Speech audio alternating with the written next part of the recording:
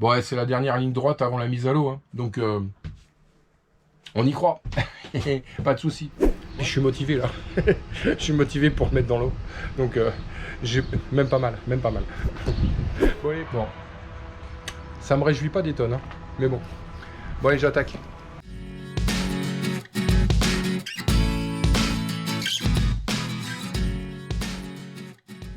Bon, salut les loulous.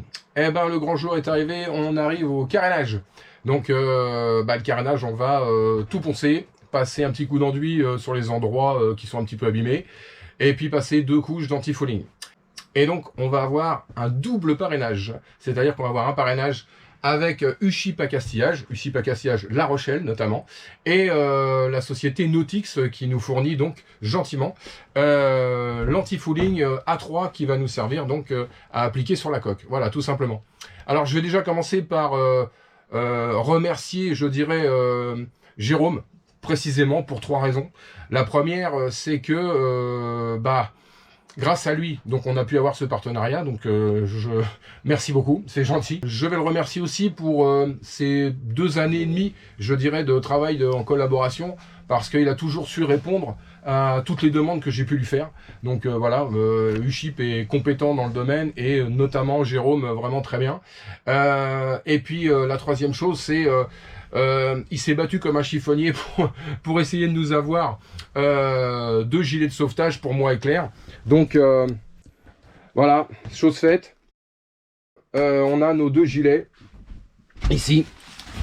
Un grand merci à tous pour ce coup de main, parce que ça nous aide bien de pouvoir travailler avec des partenaires, parce que déjà ça permet de connaître des produits, ça permet de voir d'autres choses, puis d'avoir surtout des conseils de professionnels. Voilà, c'est ça qui est le plus important, ne pas se tromper dans le type de produit qu'on va appliquer sur le bateau, quel que soit le type de produit qu'on ait besoin, que ce soit pour le pont, l'anti-fouling ou une peinture quelconque. Voilà. Et donc USHIP est très compétent dans tous ces domaines pour pouvoir vous conseiller comme il faut.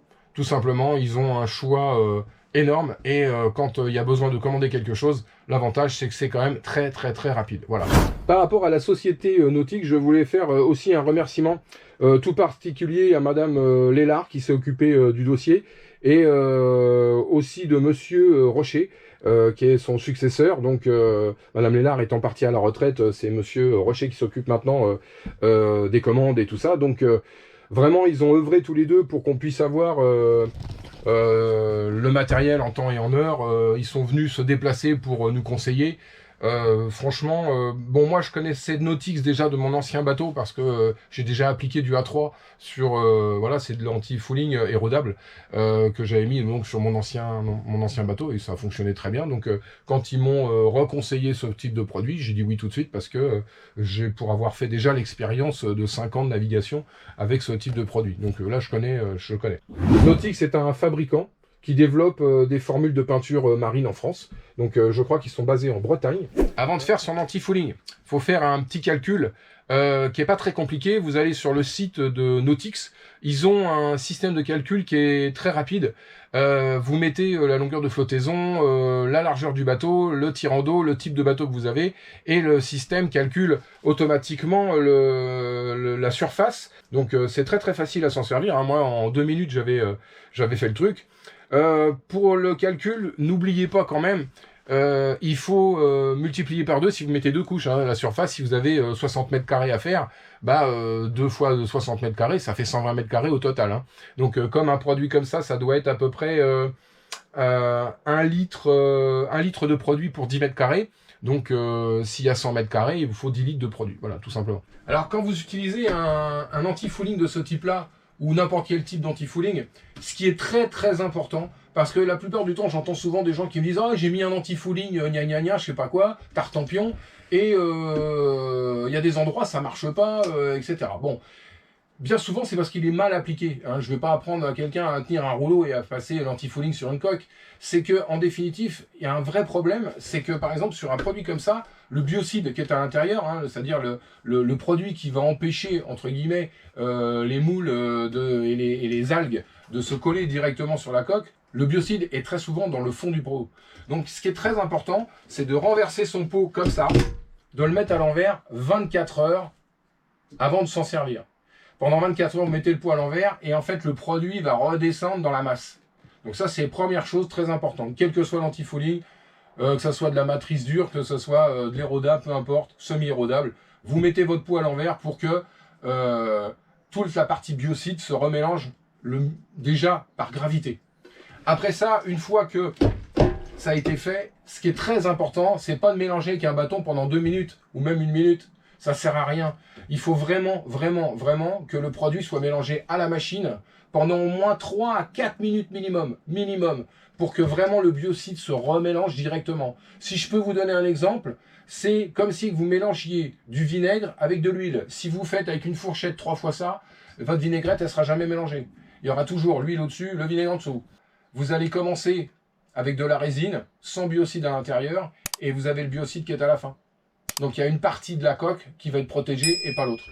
Donc bien souvent, les problèmes viennent de là. C'est un problème de mélange. N'hésitez pas à mélanger avec un mélangeur mécanique. Pendant minimum 4 minutes, il faut touiller vraiment longtemps pour faire monter la mayonnaise quelque part. Il faut vraiment que ça se mélange. C'est très long parce qu'on a des densités entre la résine et le biocide qui est différente. Il ne faut pas hésiter à le faire remonter à la surface et bien le mélanger. Voilà, ça c'est vraiment la règle. Le pot à l'envers pendant 24 heures avant et le mélanger pendant 4 minutes, c'est primordial pour que tout ça fonctionne. Voilà, tout simplement. Ce sont des produits qu'on n'a pas besoin de diluer, sauf si on passe au pistolet, mais généralement les professionnels font au pistolet, certains. Nous, particuliers, entre guillemets, on fait ça à la pâte de lapin. Donc il n'y a pas besoin de le diluer, le produit est pur, on le met une fois qu'il est touillé, on l'applique directement sur la coque. Quand vous avez fait votre calcul de surface et de volume de peinture, si vous avez besoin de, je vais dire une bêtise, mettons de 10 litres, ça veut dire que vous avez un certain grammage à mettre sur la coque pour que ce soit efficace. Si vous en reste à la fin, continuez à l'étaler. C'est pas du plus, c'est parce qu'il en manque. Si le mode de calcul vous dit qu'il faut 10 litres, mettez les 10 litres. Là, vous voyez, j'ai calculé et on m'a redonné un petit pot complémentaire. Parce que pour arriver à faire la surface avec le bon grammage, bah, il me faut ce volume-là. Donc si à la fin il me reste le pot là, bah, ce pot-là, on va le réétaler entièrement sur la coque. Voilà. C'est pas que je vais le mettre de côté dans un petit coin pour la prochaine fois. Non. Il faut vraiment que le grammage soit respecté pour que n'importe quel type d'antifouling puisse marcher. Voilà. Et qu'on puisse dire, je l'ai appliqué correctement, j'ai suivi le protocole, et voilà. Pour appliquer ça, il faut faire attention aux EPI, c'est-à-dire bien se protéger, mettre des gants, une veste étanche, une combinaison, des lunettes et un masque. Parce que c'est quand même assez violent, donc faut se protéger quand même au maximum, c'est pas pour rigoler. Comme quand on fait le ponçage, faut se protéger les yeux, se protéger les voies respiratoires, et puis voilà, parce que l'antifouling, même s'il est vieux, il y a toujours un biocide dessus, et la poussière qu'on respire, c'est quand même violent, que ça soit, même si c'est un vieux antifouling qui est susceptible de plus fonctionner, bah, il fonctionne toujours, quelque part. Donc surtout bien se protéger quand on utilise ce type de produit, voilà, tout simplement.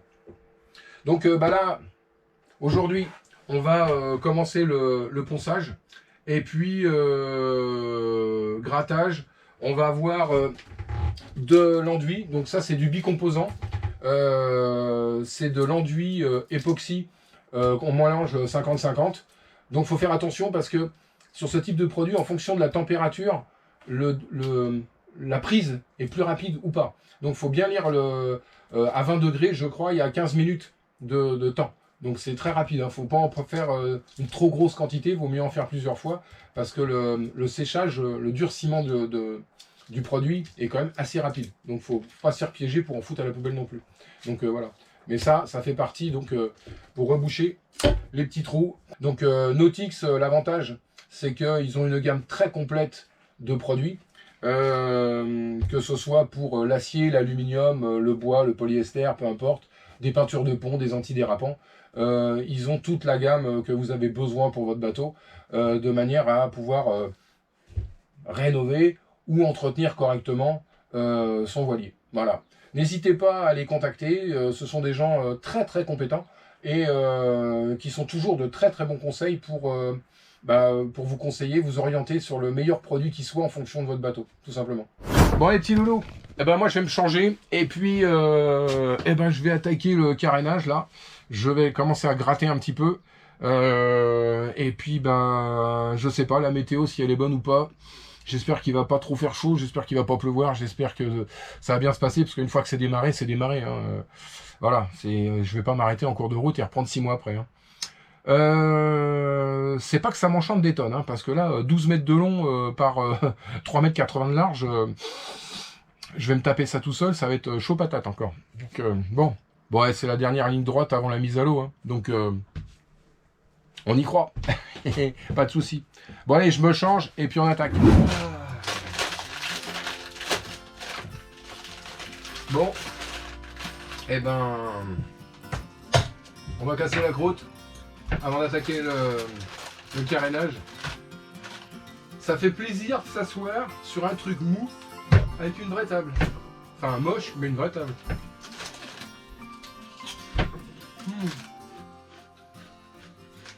Ça manque d'un petit verre de rosé.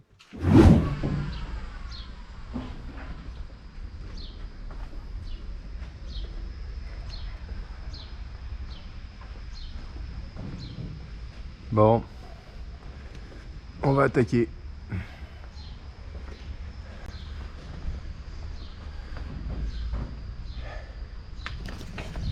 Bon, il y a un petit peu de boulot, hein. On va tout gratter. On va sortir le grattoir, la combinaison, les lunettes, tout. Et puis go quoi.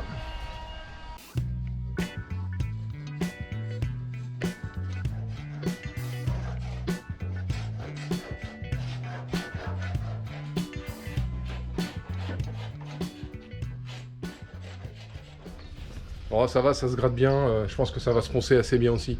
Il n'y a pas beaucoup de défauts, quoi, ça va. J'ai eu pire.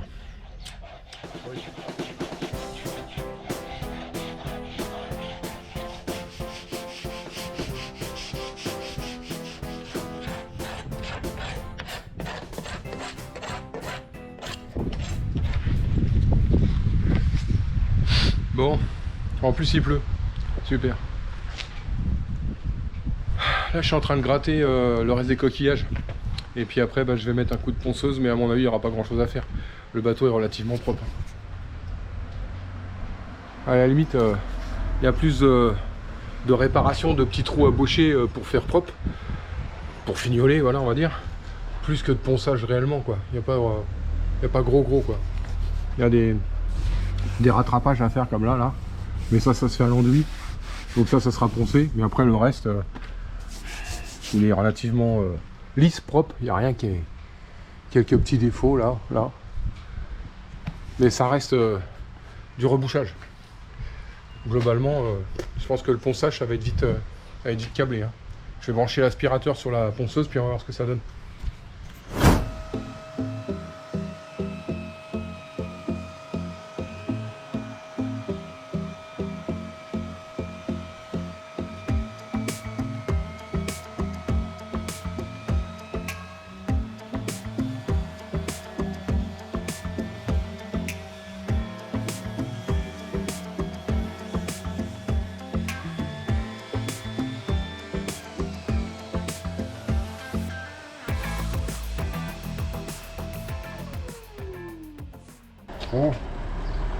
Bon, ça marche pas mal. Ah, je pensais que ça allait voler plus que ça. Mais ça aspire bien même. Donc nickel. Voilà. C'est pas trop compliqué en fait. Il n'y a pas grand chose à gratter. C'est du temps.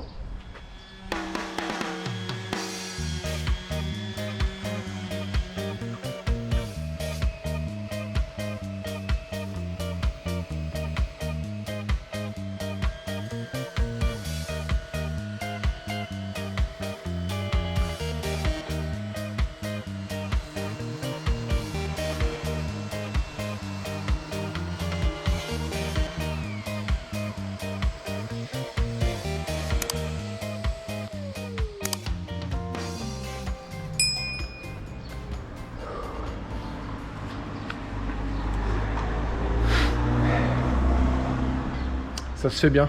Pas fastoche, mais ça se fait. Bon, on avance. C'est long, hein. Puis il pleut, temps de merde. Voilà. Bon allez, je continue.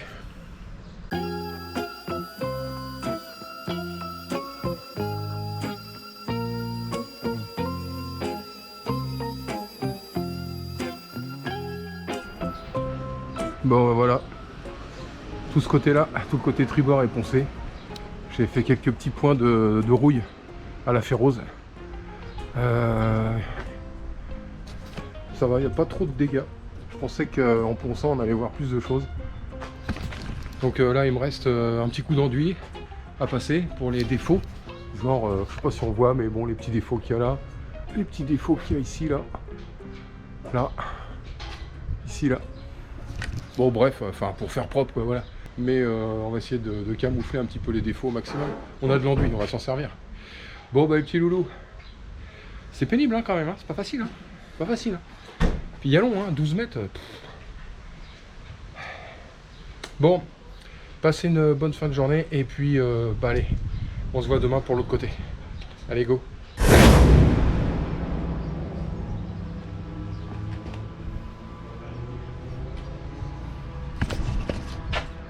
Bon, on y retourne.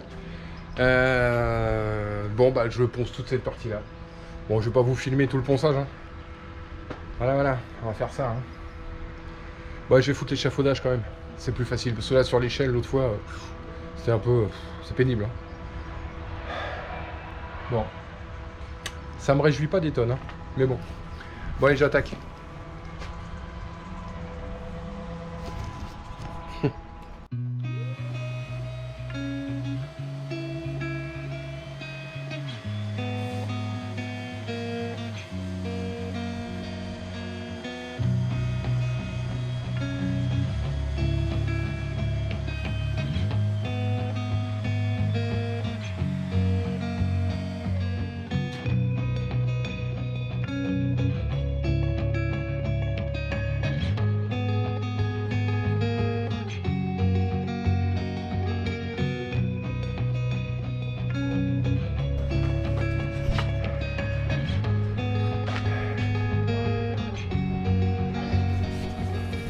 Pas parfait, mais on y arrive.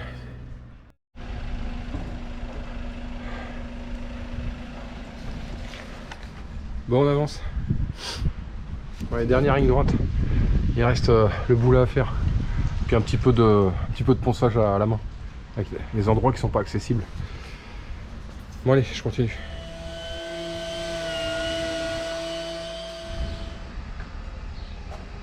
Bon bah voilà. Allez, tout a été poncé. J'ai remis un petit coup de férose sur les endroits un petit peu louches. On va dire, bon, il n'y a pas grand chose. Hein. Alors, il y a des petits patins comme ça là. Je sais pas si on le voit bien, mais là, il y a un petit spot. Bon, c'est pas très grave. Hein. Bon, voilà. Vaut mieux prévenir que guérir. C'est pas rouillé, mais bon. Bon, bah demain, je vais peut-être attaquer l'enduit. Je vais commencer à reboucher les trous un petit peu, parce que reponçage après l'enduit. Hein. Bon, il n'y a pas grand chose à faire. Si, enfin, il y a une multitude de petits trous. Multitude. Les gros trous, il n'y en a pas tant que ça. Mais alors, des petits trous... Bon, on verra bien. Hein. Bon, allez, petit loulou, allez. Là, j'en ai ras le bol. C'est là, poncer toute la journée, là, c'est... j'ai les bras en sucette. Les épaules, musculation. Donc, mais ça va, ça le fait. Puis je suis motivé, là. Je suis motivé pour me mettre dans l'eau. Donc, j'ai même pas mal.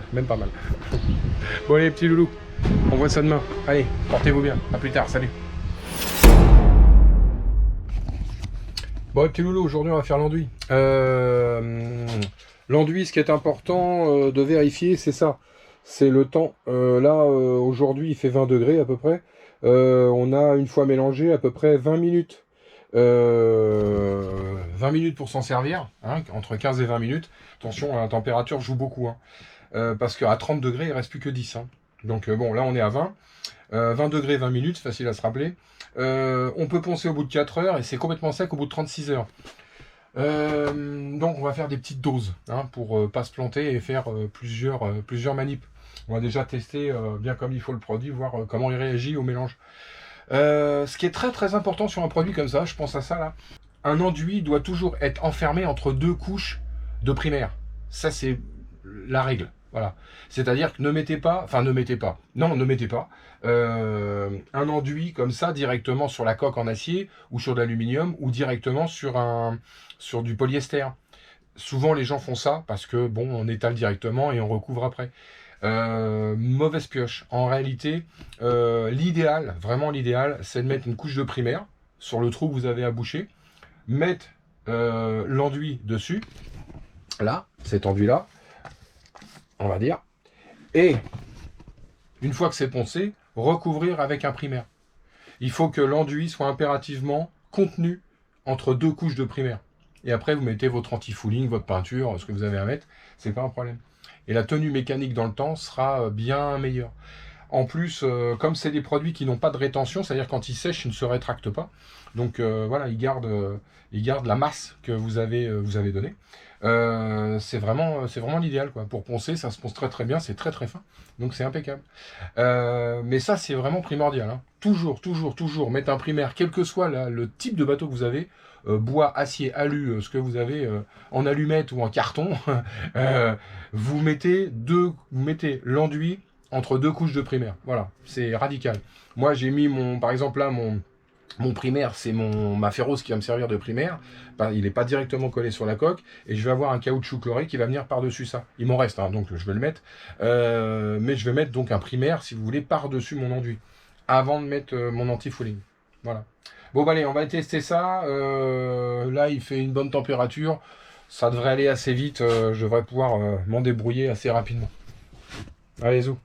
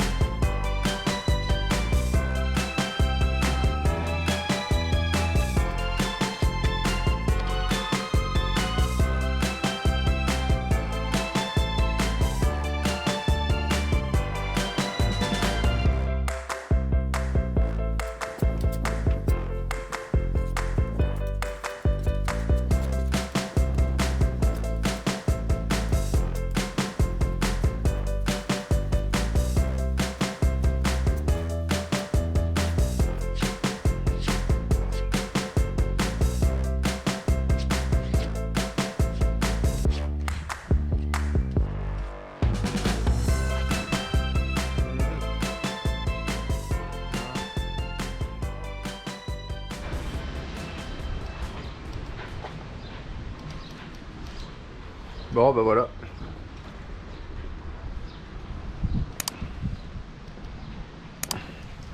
On a fait une première partie.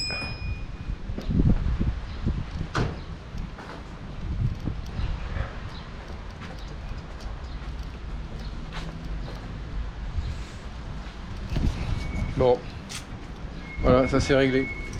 Bon, bah demain, je remets un petit coup de ponçage et puis deuxième couche.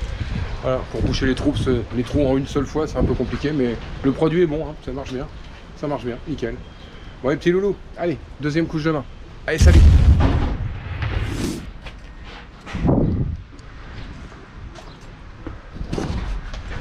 Bon, on y retourne. Bon, je vais tout poncer, hein, je vais pas vous faire voir comment on ponce.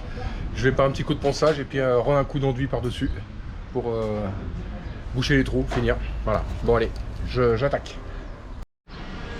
Bon.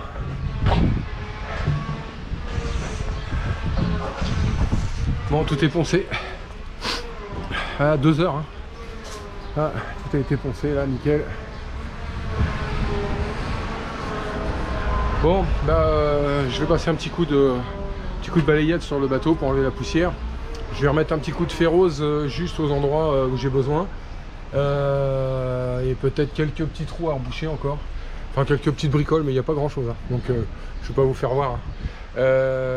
Bon, allez, je fais ça et puis je pense que ça va être bon pour aujourd'hui. Et puis, la prochaine fois, je mettrai la couche de caoutchouc chloré pour masquer tout partout où j'ai mis de la ferrose. Je suis soufflé à force de... C'est raide hein, quand même. Hein. L'enduit en résine là, costaud, hein, costaud. Il est bien, hein, mais il est costaud. Bon allez, je continue.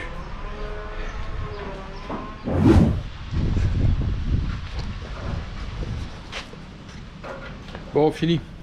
J'ai mis ma ferrose là où j'avais besoin de refaire des retouches. J'ai fait quelques petites retouches d'enduit. Demain, je mets un tout petit coup de ponçage pour dire fignoler. Et puis j'attaque le caoutchouc chloré que je vais mettre aux endroits stratégiques. Voilà. Bon bah les petits loulous, on se voit demain. Et puis comme ça, on sera prêt. On sera presque prêt pour les 2 couches d'anti-fouling. Voilà. Mais bon, je vais attendre que le gars il passe pour le contrôle de la coque d'abord. Donc, puis après on emmènera au carénage. Allez zou, c'est parti, à demain.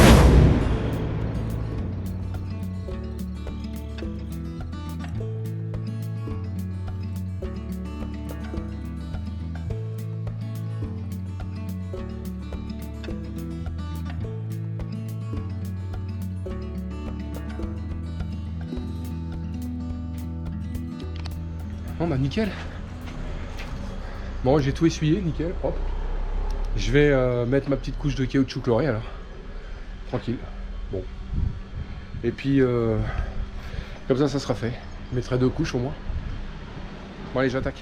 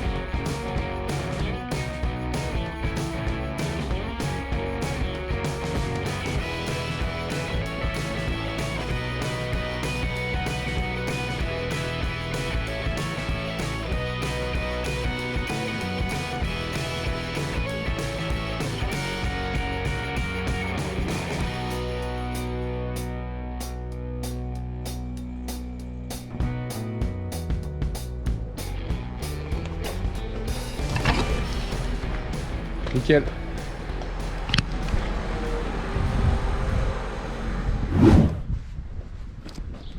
Bon bah voilà.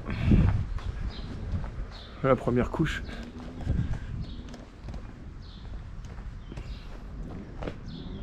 Bon j'ai tout fait.